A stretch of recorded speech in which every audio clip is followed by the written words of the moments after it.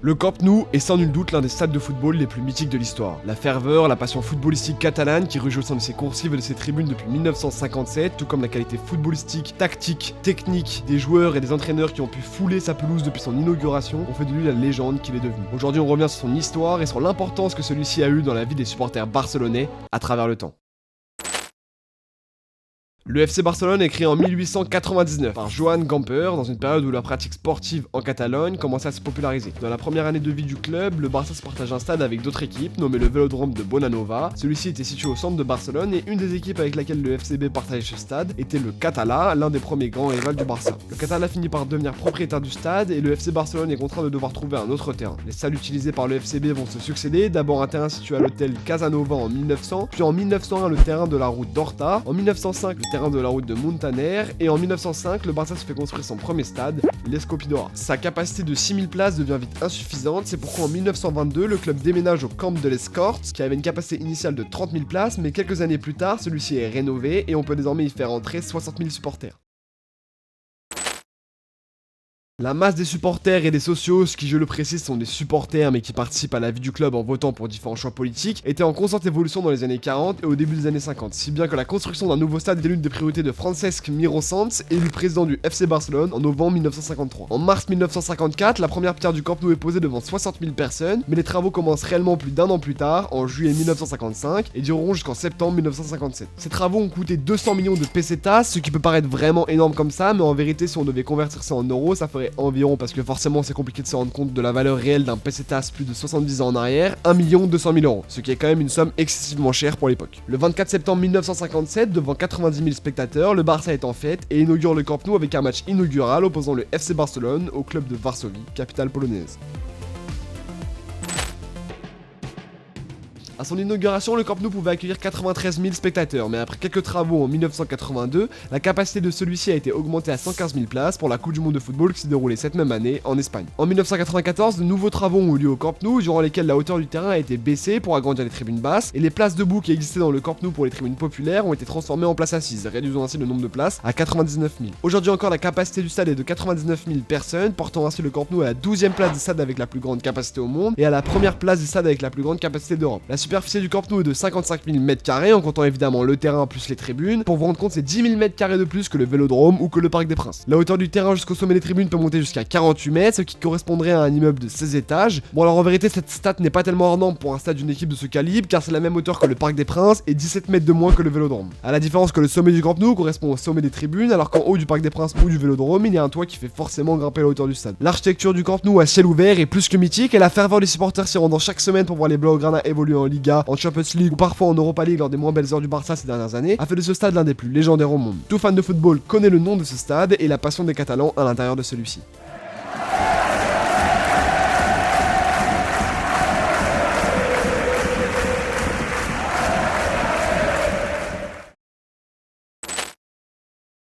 Peut-on parler du Camp Nou sans évoquer les matchs d'anthologie du FC Barcelone qui se sont déroulés dans son antre pendant les grandes années du club. La première Liga remportée par les Blaugrana dans l'enceinte du Camp Nou est celle de 1958-1959, et déjà à cette époque, le rival du Barça était le Real Madrid puisque le championnat s'était joué à 4 petits points entre les deux puissances footballistiques espagnoles. Cette Liga a été la 7ème de l'histoire du club et depuis il y en a eu 20 autres, portant le total de Liga remporté par le Barça à 27, en étant la deuxième équipe à en avoir le plus remporté après le Real qui en compte 8 de plus. Bon d'ailleurs, je vous parle beaucoup de la rivalité Barça-Real, évidemment elle est mythique, c'est peut-être le classico par référence dans le football. D'ailleurs, c'est le duel entre ces deux équipes qui a popularisé cette expression avant qu'elle se propage, notamment en France avec OM-PSG par exemple. Des classicos, le Camp Nou en a vu un bon paquet passer et certains sont complètement légendaires. En 1994, coaché par la légende Johan Cruyff, le Barça composé de sa Dream Team avec notamment Romario, Ronald Koeman ou un certain Pep Guardiola, accueille le Real Madrid composé de joueurs que vous connaissez peut-être comme Paco Llorente ou encore Luis Enrique, actuel coach du Paris Saint-Germain. Dès la 24e minute, Guardiola s'empare de la balle et trouve la passe parfaite à faire avec, la balle transperce ainsi la ligne défensive du Real, Romario contrôle parfaitement et s'envoie la balle comme il faut pour conclure cette belle action de l'extérieur droit. À la mi-temps, le Barça gagne 1-0, rien n'est fait, mais seulement 2 minutes après la reprise, Ronald Koeman envoie un coup franc puissant au fond des filets, 2-0. Romario va ensuite inscrire un but après une passe brillante, puis va sceller le sort madrilène à la 81e, inscrivant ainsi un triplé. Ce 5-0, cette manita restera à jamais marquée dans les plus beaux classicos joués au Camp Nou, même si un an plus tard, les merengues prendront leur revanche chez eux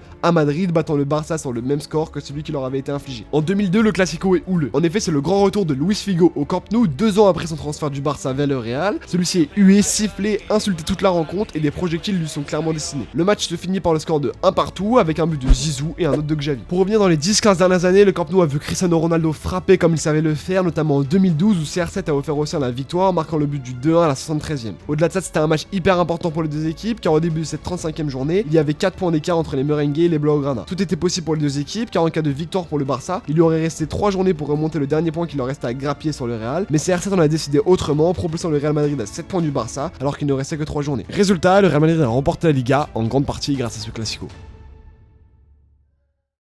Le dernier classico dont je vais vous parler qui s'est déroulé au Camp Nou, s'est joué 6 mois plus tard et encore une fois Cristiano Ronaldo a marqué de son empreinte la pelouse barcelonaise en inscrivant un doublé, mais Léo Messi ne s'est pas laissé faire et au sommet de la rivalité Cristiano-Lionel qui régnait elle-même dans la rivalité légendaire Real-Barça, l'Argentin a lui aussi inscrit son doublé. Score final 2-2, le Camp Nou avait vu les deux GOATs à leur prime. Évidemment des classicos Camp Nou il y en a eu des dizaines d'autres, j'ai choisi de vous raconter cela car je trouve leurs histoires particulièrement belles et peut-être que vous pensez à un autre classico mythique qui se serait déroulé sur cette pelouse et si c'est le cas n'hésitez pas à nous en faire part. Au-delà de ça, des rencontres folles sont aussi déroulées au Camp Nou pendant l'histoire du Champions League car le Barça en a remporté 5. Je pense pas avoir besoin de rappeler aux Parisiens la remontada tragique en 2017 sur le score de 6 buts à 1. Par contre, quelques années auparavant, en 2015, le Camp Nou a vu les victoires en 8ème de finale contre City 1-0, en quart contre le PSG 2-0, en demi contre le Bayern 3-0, pour qu'au final le Barça s'impose sur terrain neutre en finale de Ligue des Champions contre la Juve. Le parcours de cette année-là a été fou et le Barça l'avait bien maîtrisé avec le trio offensif magique de la MSN Messi, Suarez, Neymar qui avait terrorisé bon nombre de défenses. Le club catalan a évidemment connu des désillusions en compétition européenne, mais pas spécialement au Camp Nou. Par exemple, ils ont perdu contre le Bayern en 2020 8-2, mais c'était à Lisbonne en quart de finale de Champions League pendant la période du Covid où il n'y avait pas de match aller-retour. On peut également remonter en 2019 où le match aller au Camp Nou avait été remporté 3-0 avant que les Blaugrana se prennent une claque au match retour à Anfield 4-0, étant ainsi tragiquement éliminé en demi-finale de Ligue des Champions. D'ailleurs, ces dernières années ont été très compliquées pour le Barça qui a été reversé 2 fois de suite en Europa League en 2021-2022 et en 2022-2023, ce qui fut très inquiétant pour un club de ce standing qui était en reconstruction, qu'il est toujours d'ailleurs, et cela passe par le sponsoring, ce qui m'amène à la dernière partie de cette vidéo puisque le Camp Nou y est impliqué.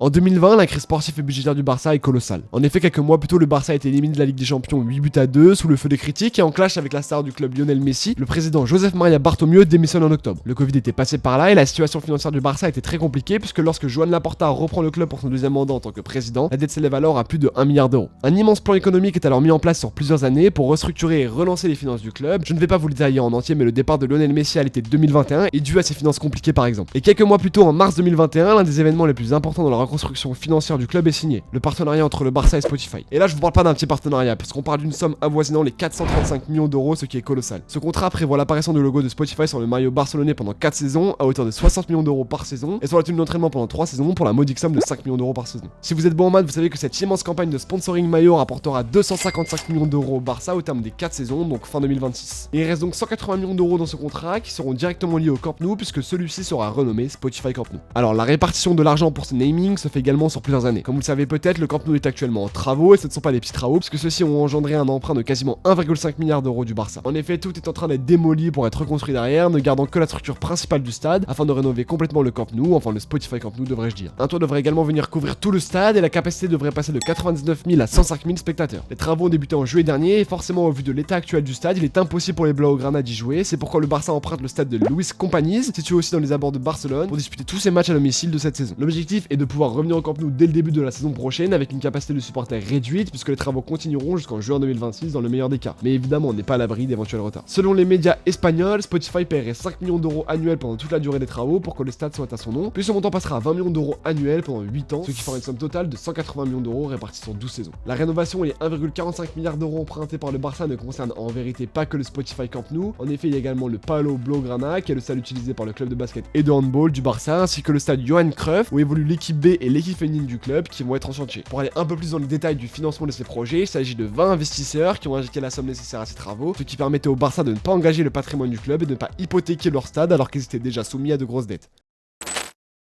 Voilà, aujourd'hui on en est à là, en effet après une période assez difficile qui a suivi les départs de Xavi, Iniesta, Suarez, Messi et tant d'autres qui ont marqué l'histoire de ce club légendaire dans les 20 dernières années, une reconstruction était nécessaire au club, aussi bien financière que sportive, et comme vous avez pu le voir, cela passe aussi par le Camp Nou qui est littéralement la maison du Barça et qui n'est pas juste une pelouse puisque c'est là que se sont déroulés les plus beaux matchs des Blaugrana, que les plus grands joueurs barcelonais comme Madrilène ou issus de tout autre club ont pu marquer l'histoire de ce stade légendaire. Le Camp Nou c'est aussi lui qui participe à la sauvegarde du FC Barcelone parce que le fait que Spotify soit prêt à débourser 180 millions d'euros pour apparaître sur la devanture du stade n'est pas anodin. Je ne suis pas sûr que la même somme aurait été déboursée pour n'importe quel autre stade dans le monde. Voilà, si cette vidéo vous a plu, n'hésitez pas à la liker et à vous abonner et à écrire un petit commentaire pour me dire ce que vous en avez pensé. Et moi je vous dis à bientôt pour une prochaine vidéo. Ciao.